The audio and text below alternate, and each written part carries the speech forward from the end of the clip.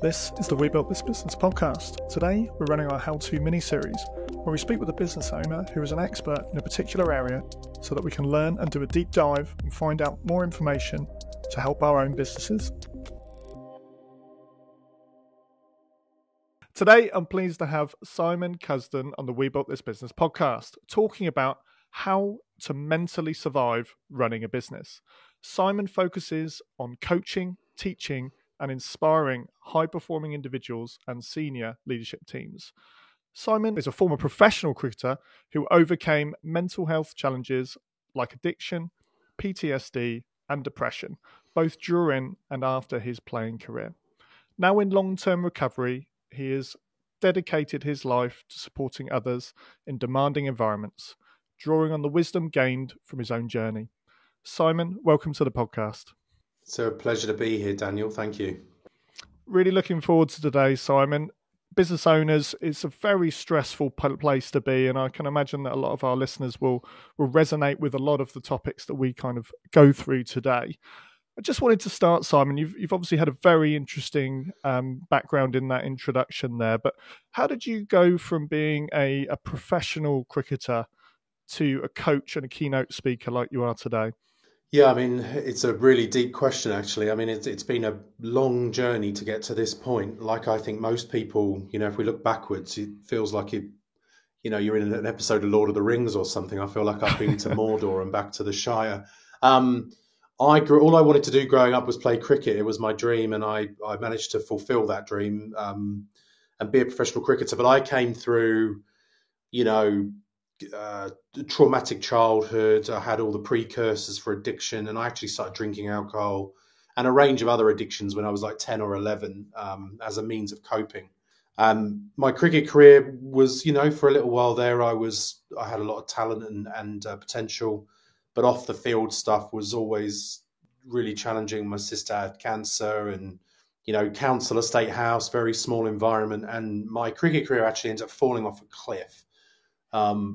Quite early. My sister died of cancer, and then I never really recovered. And I think it starts there because there's a few things. I never had any coping strategies. I had no emotional intelligence. I was a young lad. I had addiction issues, all sorts of things going on, undiagnosed childhood trauma and all sorts of stuff. And then you add in 20 years ago where institutions weren't as aware. You can imagine a male changing room 20 years ago. It was a pretty harsh and brutal place to be. People weren't as able to be vulnerable or hold space for vulnerability. So after my cricket career, I went on this very deep, dark journey where all my addictions took root. And around 10 years after my career finished, I hit rock bottom, and that looked like nearly going to prison, a suicide attempt, everything. For those listeners who have been involved in addiction, there's this sort of stuff that comes with addiction. And mine was, addiction 101, hurt other people, really was not myself. I hit rock bottom after a suicide attempt, which thankfully was unsuccessful. And I put a call for help into my cricketers union, who put me in rehab for 3 months.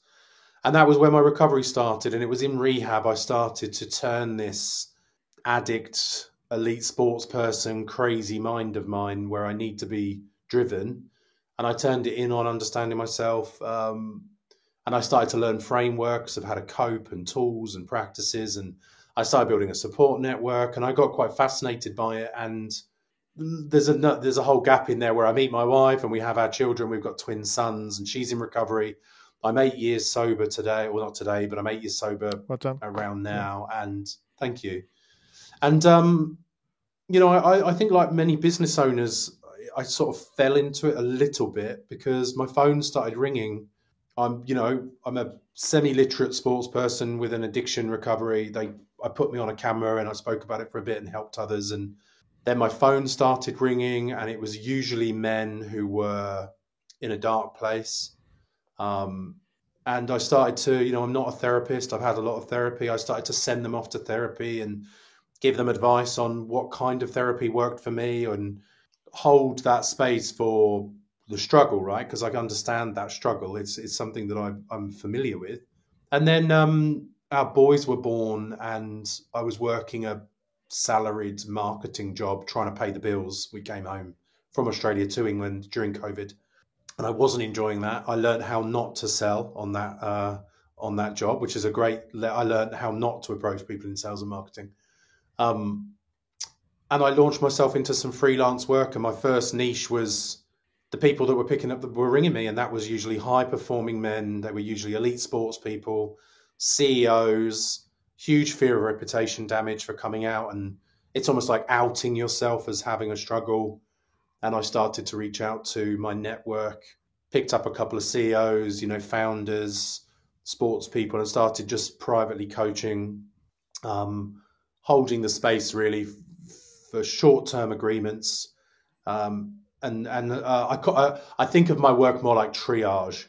People are psychologically bleeding out.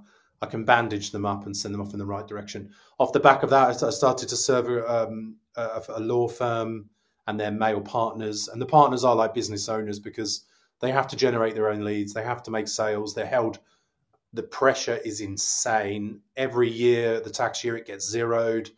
They're incredibly well remunerated, but they're incredibly well almost punished if they don't make their numbers. So it's incredible pressure. And I started to work with the male partners, and I was astounded at how much pressure people are under in these environments. And now I do some keynote speaking around the philosophy around it, and just try and share some of the stuff that's worked for me, really. I mean, the whole thing I do is, this is what's worked for me. Maybe it'll work for you. But I've been astounded, Daniel. It's simple stuff's really made a big difference to me. It's not often very complicated. It's just simple bits of wisdom have really helped me. And now I share that, and I share my story because sometimes people need to know it's possible to get out of a dark spot. I'm also want to add in here that I'm also a business owner, and I'm a freelance business owner, and every month I'm out there hunting. I feel like hunting down leads, and I understand now the stress of, providing for a family and not knowing where the next invoice is coming in and that sort of stuff. So, that's how I've got to where I am today. Well, that's an absolute inspiring story, Simon. And obviously, congratulations on 8 years as well. That's a very, very big milestone. And Thank you. To transition from everything that you've come from to where you are today is just absolutely hats off to you. And I can only imagine the number of people that you now help, and you can use, like you said, what you've been through to really reminisce and say, I know where you are right now. I've been there, and this is how I was able to help myself. So looking at the kind of, contacts that you receive, where are they when they come to you? What are they kind of reaching out with? I would say, it's a double-edged sword for me, because I think for almost to do my work, I need people to be desperate, right? So the first thing people are is desperate, overwhelmed, lonely. They're incredibly successful. I think we put that in there. They're achieving a lot, but they're not very fulfilled. Not enjoying the process. A lot of my clients have families and are really going through that wrestle of, how do I spend time with my kids? How do I show up for my partner? How do I take care of my home? And how do I also maintain my own sort of well-being and have friendships and hobbies? And so I think there's a huge sense of, or there's a huge out of balanceness when people come to me, and there's usually a pressure that's built up because they haven't shared it with anybody, and they come to me ready to share, and my role is to really try and get all that out, and to sort of look at it and go, right, what's really going on? And people are, I speak generally. I think a lot of people are really struggling. I think a lot of people, even being a human being, is reasonably confusing. I mean, it's quite confusing just to be alive, let alone to have definitely pressure on you to, I mean, most of the reason I drank so much alcohol is because I was like, well, what is this? I mean, why are we here? And then you add on top of that, or underneath that, kind of like this God, blimey, the pressure of expectations. I mean, I don't have a team, let alone putting food on people's plate, on their food on their tables. And so people come to me really sort of stressed and overwhelmed and confused, and but also ready to share, because there's an element of desperation. And yeah. I wanted to talk about mentally survive. So, the theme we're running today is, how to mentally survive running a business. What for you is mentally surviving? Yeah, it's a good question. I mean, not to be too pull everything apart too much. I mean, when you ask me that question, I have to look at the word mentally first. And I've got a real strong view of a few things at the moment. My wife and I came through the Eastern world with regards to health and well-being, and the view on the Eastern world is it's more holistic. So even the idea of mental, we in the West, we've really grabbed that word, right? And we've gone like mental health, right? Like it's all in my mind, mental health. But most people's anxiety, people who have financial anxiety, if you put 10 million quid in their bank, most of their anxiety is going to go. And so I think for me, if I think about mentally surviving, I think about a lot of people are quite trapped in their heads, and they're quite trapped in the thought processes and the anxiety of it. And, to mentally survive is like, well, how do I deal with my own mind? How do I deal with my own self-doubt? How do I deal with my own... So mentally surviving is less external. It's more like, how do I survive my own fear, my own doubt, my own worry, my own sleeplessness, my own concerns.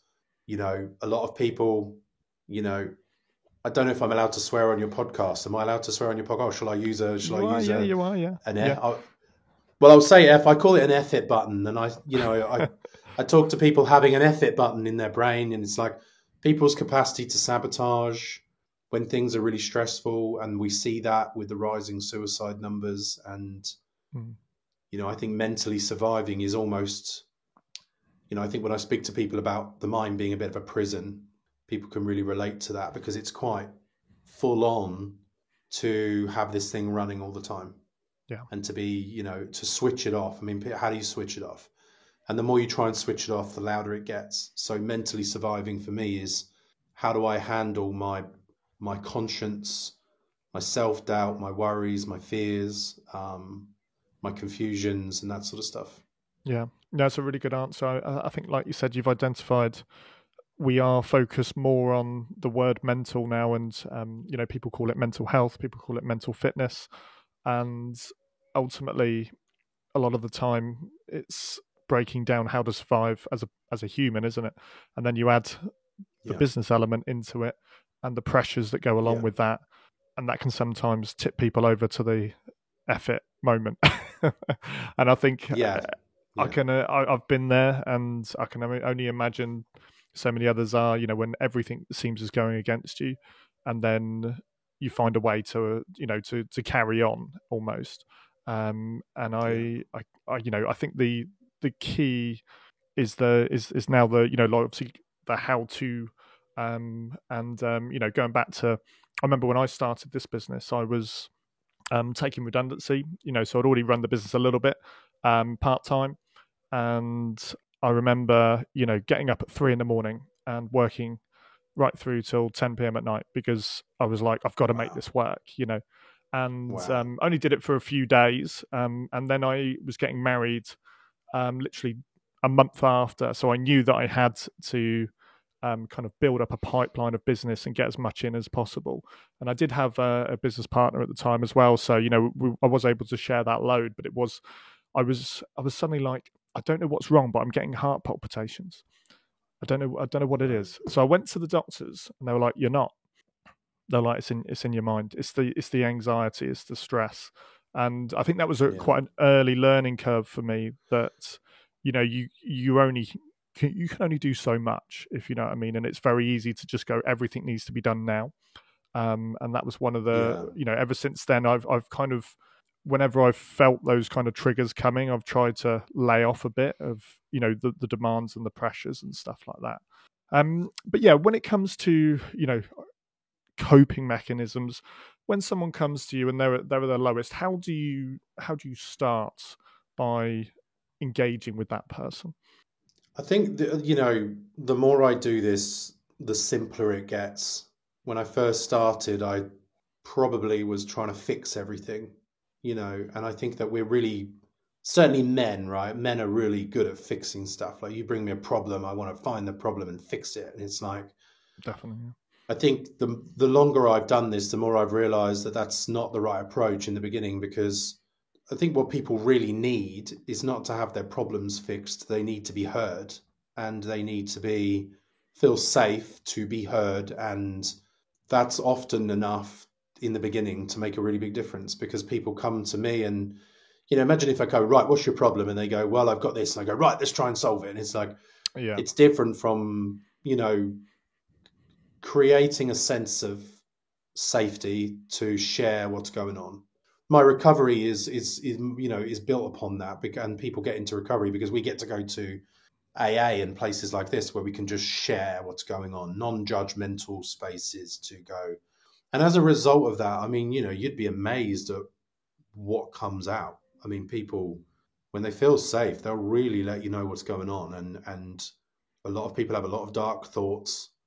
And holding on to that is a pressure in itself, right? It's like walking around with a rucksack of people are trying to run businesses and run their families, and they've got like a rucksack of rocks on their back, right? And I think most of the time, this is what a good friend should be. A good friend should be someone where we can go, take the rocks out, and then you just feel lighter, and then everything becomes easier because there's a lighter feeling because you've shared.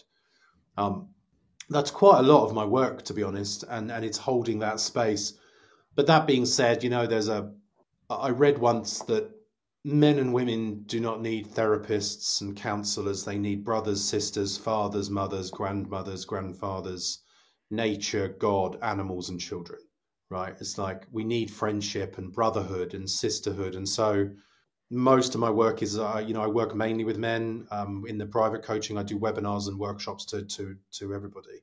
I try and create a sense of trust and brotherhood and this kind of feeling that, we're in this together. I don't have any answers really. I can just be with you while come on, we can do this. It's a struggle, and then a lot of my clients go away and they might learn something and they bring it back to me, and I get to learn things, because it's like, they'll go away and they'll go, it's little things. Like, I had a client once come to me and say, I've just started doing a date night with my wife once a week. And my life is just, it's just got better. And I'm like, all right, okay. Then my marriage is improving because I get to hear what's working. And so I've been very conscious not to be a therapist and not even to be a counselor. I'm more like a brother or something like that. More like a professional friend, so a space to come and share what's going on. And people, let me tell you now, people are really struggling. People are I would say, I wouldn't want to know a percentage, but a lot of people think the unthinkable, at some point. I had a great counselor friend who I went to him and I said, look, I've been suicidal. And he said to me, welcome to the human race. He said, welcome to the human condition. And he put his arms around me and he was like, right, you're ready to be a man now. He was like this old dour American. He was like, he almost started taking me seriously and then he taught me something amazing. He said, life is hard. And it's very normal and very natural to think about an escape. And there's a massive difference between thinking about it and intending to do it. And it's okay to think about it because you're under pressure. And when someone's under pressure, their mind will go to an escape. Yeah. And I've seen people's suicidal ideation be completely healed by just going, it's all right. It's all right. This is really hard. It's okay to just have that thought. A thought doesn't mean anything. Yeah. And I suppose once someone's opened up, they're then able to discuss more openly because it's their big secret, isn't it? In their head, in theory, they know it, but no one else does. And then once they're in a safe space and they're able to share, you can then start building them back up again. And with regards to, I guess, the side of things that is creating the pressure, is that often an area that you would look at first? Do people kind of have with regards to business, for example, there's something going on within the business that is causing the issue? Is it just sometimes opening people up and identifying where that is, whether that's work-life balance, whether that's a particular, person in the business or something like that that's causing that stress that's resulting in? Yeah, I think so. I think, so coming back to the fix it thing, I think, Einstein said if he had an hour to solve a problem, he would spend 59 minutes coming up with the right question. Right. And it's a bit like that. It's like because we're really not great at feeling uncomfortable, we tend to try and fix things really fast. And I think a lot of my learnings in this job has been to sit with a problem and really understand the problem and be with it without freaking out, and to share it with another person almost drives innovation, because you can really understand the nature of a problem for a longer period of time and be with it. And sometimes the problem sorts itself out, but usually better solutions become more obvious because we've sat and actually understood what's really going on. And I think, me as a business owner, there's parts of my business I just don't want to look at, right? Because I'm uncomfortable. But if I had a coach who was like, come on, Simon, and I've actually got someone in my life now who's gone, come on, Simon. I mean, I'm rubbish with finances, really good at speaking, really good at coaching, but the development of a business and the delivery, I'm really good at one. I'm really good. I've now got a friend who's becoming a coach of mine who's gone, Simon, we need to go and have a look at this. Come on, it's going to be okay. And he's almost holding my hand like a little boy. And he's like, look, come on, look under the rug. There's not a monster in the corner. It's just the light shining on some socks. It's like, and let's have a look at this. It's going to be all right. And a lot of the solutions come out because we do that. We look at the problem and it's like, okay, what's really going on here? Because what's really going on and what we initially think are going on are always different. Yeah. Yeah. And I think, like you said, as a business owner, the first thing I go to is I need to solve this now. As in, like, the first thing I need to do is, right, okay, what's the solution? Let's do that. Yeah. And I very rarely sit back and start thinking about what is the actual problem. I just kind of, right, let's do this. And I think that's I believe it's quite common. A quite common very trait. Common. And as my coach says to me, if you've got a problem and you worry about the problem, you've got two problems. True. Yeah. Right, you've got a problem and you worry about it. Sorry, no. I was going to say I was very interested in your support network theory, where you were talking about brothers and sisters and that kind of family orientated. How as a business owner, if you don't actually have a supportive family, because a lot of people that run businesses, they may not have anyone in the family, for example, that has ever been under that sort of pressure, and often they just don't understand what you're going through. How does someone who owns a business go about creating that network? Yeah, it's a great question. And I would say, the sense of family, I mean, so if I say I need brothers, fathers, these are brothers in the same area that I'm in, right? So it might be my actual brother, but I mean more like brothers as like, so if I've been quite conscious about this because I've had to be, because if I slip up in my recovery, I take another drink and I'll actually die and I'll ruin my life.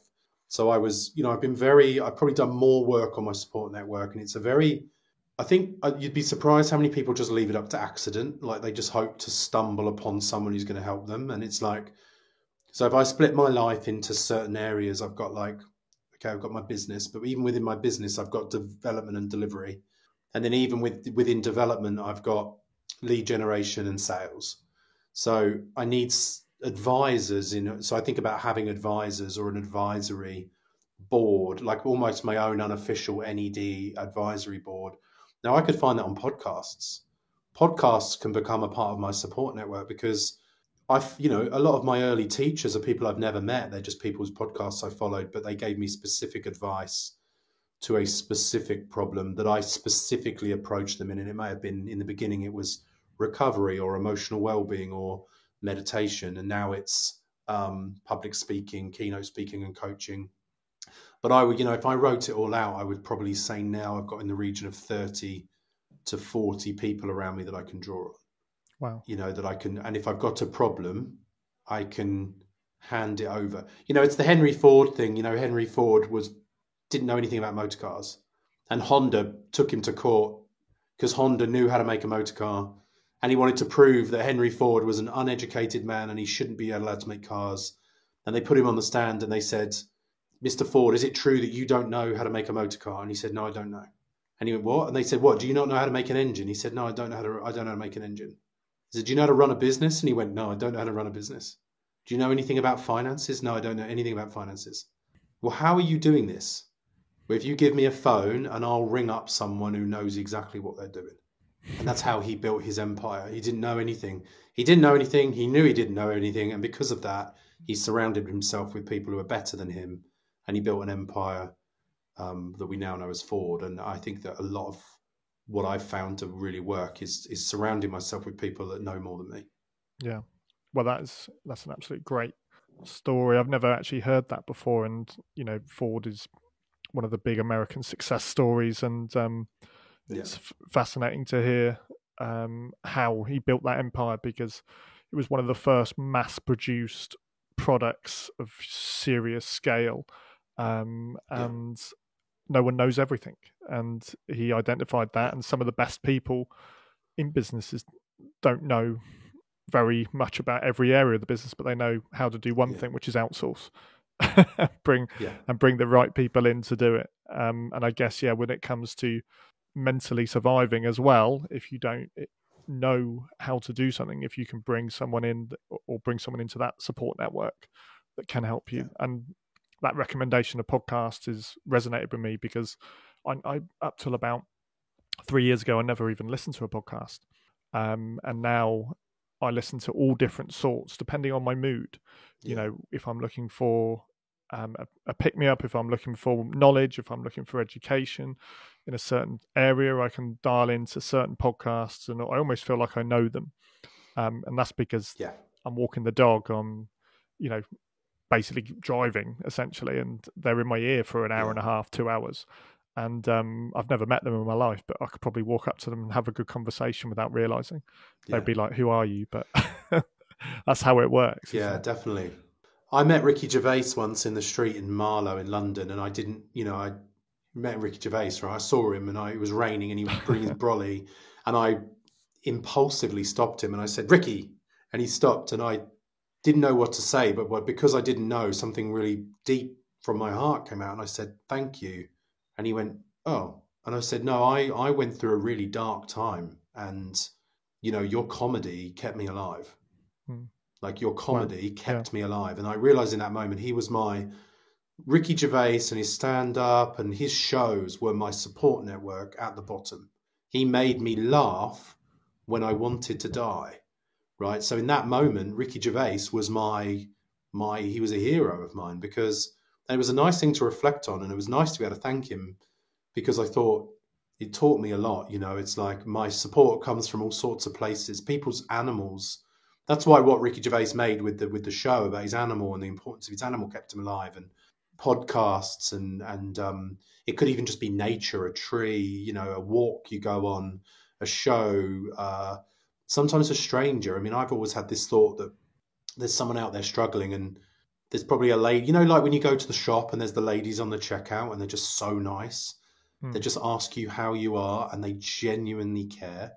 They go, how are you? It's like, I've been on that checkout and I've been having a crap day, and it's really made a difference to me. And I think she's a part of my support network, getting to show up now, you're a part of my support network. So I think a big part of it is realizing that it's everywhere, and we get support in so many different ways. And if we are ever struggling, it's only an illusion that we're alone, right? Because all we've got to do is come out of the prison, go on YouTube and type in, how do I deal with a busy mind? And someone's there. Yeah. It's got me thinking about kind of like positive mindset, and how you, like you said with Ricky Gervais, how you turn someone who maybe is focusing too much on the negative to a positive. Is there any coping mechanisms or any ways that you can encourage that shift? A couple of ways. And I think that, for me, what's really helped me was I've always been a big picture person. I've always been aligned to a bigger picture, and I've always had the end in mind. It's always been there somewhere. And I do think a lot of people who struggle, I'm not a religious person, but it says, like this Bible scripture, it says, a person without a vision shall perish. And I think that there's that sense of like the day can become so all-encompassing and hard that the capacity to step out of the day and be in the vision and realize that a crap day is not a crap life, or a crap day is, I think that there's no success without learning, and there's no learning without failure. Mm-hmm. So I sometimes, when things are really hard, I think to myself, bloody hell, I'm going to get so much from this in 5 years, 10 years. But it's always the capacity to go into a bigger space and sort of be bigger than the suffering of the moment. And sometimes that can last years, right? But it's almost like understanding that the longer it lasts, the more we'll learn. Because the biggest myth about success, it's crazy the amount of, we aim so much at success and feeling good, but no one who's ever been successful has ever gone there without failing. And we have this aversion of really embracing failure and embracing struggle, because it's the only thing that you need to guarantee to be successful, is you need to fail. And actually, there's an argument there that would say your rate of failure equals your chances of success. So it's about, how do we fail fully without it destroying us, and how do we embrace failure and embrace uncomfortable feelings, because actually it means you're on the right path. It's the Stoic philosophy, which is the obstacle is the way. So I mean, this is all well and good. I mean, it's very different when you're in it. But it's reminding you, for me, I've got Post-it notes, and I always come back to my vision. When I wake up in the morning, I want to know, why am I doing this? What am I doing? And it's goals, vision, so that if things go wrong, I don't lose track of where I'm headed. Yeah, I think the end in mind is a very good philosophy for so many things. It's a business philosophy that I've adapted many years ago, but it's also in the personal sense as well. A couple of years ago, I took the time to write down kind of my personal goals, where I want to be in 10 years, 15, 20 years. Nice. And it gives me something to work towards. They're on next to my desk at work. I've got them written down there, so that when things are going tough, and like you said, you need to embrace failure. I've failed many times and I've failed many times again. Yeah. But it's the learning from it that usually springboards into the next up curve. But it is hard when you're in it. And, I started something about 2 years ago, a little brand called Shizuko, and we're going to do employee welcome boxes. We invested quite a lot of money into it, but it's just not taken off like we need it to. And it's something that I'm now going to decided, a couple of weeks ago, I'm going to shut it down. It's okay to shut it down. And I'm going to relaunch it as something else, and we're going to build something better. And that's just all you can do, because I can keep plugging away at it, but it's going to make me unhappy in the end, because I know it's not going to work out. And once you've realized that it's okay to fail, it's okay to do that, and it's not going to pull me down, that's the key thing. I've got one last question for you, Simon. What do your clients is there a question that your clients often ask you? Is there a question my clients often ask me? I'll tell you the thing that comes up the most. So I'm not sure if it's a question they ask me, but it's a question we ask between us a lot. And there's this, and people really resonate with this. There's this idea of achievement, and then there's an idea of fulfillment. And there's a real sort of, they seem to be at odds with each other a little bit. And so the question that I feel like everybody's really receiving and asking and answering at the moment, and it's a part of the dialogue that's growing at the moment, is, how do we get fulfillment and achievement? What's the difference between the two of them? Because there's nothing actually worse than achievement without fulfillment. That's like a landmine, right? Like, we've got to be really aware of that, because a lot of people, I actually can't think of anything worse than climbing a ladder all of my life and then realizing it's on the wrong wall, right? Yeah. Imagine spending your life, that's achievement without fulfillment. And that's not a good day when you realize, because achievement without fulfillment, it's so empty, and it's so, it comes and goes. It's achievement. It's a shiny object, right? Even money and all that. Fulfillment is something deeper, longer lasting. So the dialogue and the questioning, what's coming out of this is, You can have fulfillment without achievement and life will be okay. You can't have achievement without fulfillment. You have to be fulfilled all the way along. But in an ideal world, the question is, what's both? What does that look like for me? What fulfills me? What doesn't fulfill me? And I think that's that dialogue's really taking root at the moment, because a lot of people, I think, are waking up to the ideas of success, which are financial gain, building a business, building a team, more status, more look what I did. And actually, on the other side of that, it's not that much if you don't have a sense of what fulfills you at the same time. And what fulfills people is usually very simple things: connection, friendship, laughter, joy, dancing, singing, children, family, love, animals, humor, laughing, providing, giving. That's a really great one. If your business is service-based, really investing in that feeling of giving, the feeling of helping others. That's a great segue for business owners, because if you focus on the service element, then you can have achievement and fulfillment. So that's the question I'm sitting in and my clients are sitting in at the moment. I think that's a fantastic way to end the podcast as well. And I think it will really resonate with a lot of people, that fulfillment. And, we always hear the stories of people that have shot to fame overnight, and it's something they've always wanted. And when they get there, it's an absolute nightmare and they're very unhappy as a result. And often with people that sell companies and other areas as well, that dream often isn't actually where they wanted to be. And it's something to sit down and really think about. So it's really got me thinking, Simon, as well. Amazing conversation today, Simon. A really, really thought-provoking, and I'm sure our listeners will resonate with nearly everything that we've discussed today.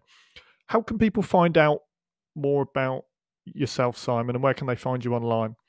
Well, at the moment, I'm under construction website-wise and things. It's just LinkedIn at the moment. I'm a LinkedIn. That's where all my business is. That's been my shop front for the last 2 years. I haven't had a website. So yeah, LinkedIn, and feel free to drop me a message and say hi. And, people have questions. I'm always up for a conversation around well-being and performance. And if anybody wants to network and have a chat, I'm around. Lovely. And we'll put those details in the show notes as well, Simon, so that those that want to get in touch have somewhere to go as well. Lovely. So that was another episode of We Built This Business, one of our how-to mini-series. A really interesting conversation today on mentally surviving running a business. And I think it's one of the most thought-provoking podcast episodes that we've had. So really thank you, Simon, for coming along today. Thanks. My pleasure.